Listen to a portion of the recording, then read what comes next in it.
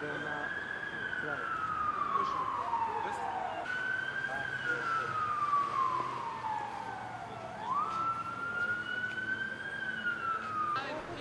Aj tako kao gledaš, javno da Beržanak pa ti, ajde. Ajde. Da se čini najbolje. Pa evo, jer u ovom je sadržano sve ovo gore. Da. Znači, mogu da gledaš. Vesna, evo i čovek. Hoćete tu nekako? Evo. Tu.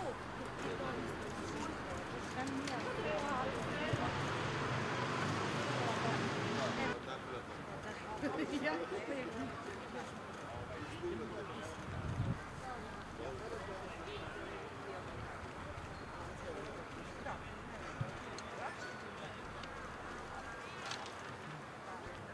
Zato što imam loše mišljenje.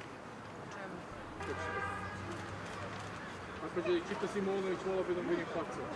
Medijski istraživački centar iz Niša i Fond za otvoreno društvo iz Beograda realizuju projekat produkcije istraživačkih priča iz oblasti socijale i ekonomije Niša i regiona. Cilj je da se kroz seriju tekstova ukaže na ekonomske potencijale ovog regiona, ali i da se ukaže na neiskorišćenost upravo tih potencijala.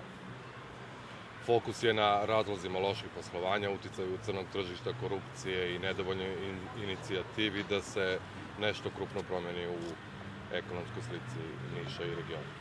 Sudeći po ovoj anketi koju su građani danas mogli da popune, najveći problem ekonomski Niša i regiona je nezaposlenost, odnosno mali broj radnih mesta, niska primanja i korupcija koja je prisutna, nažalost, svuda.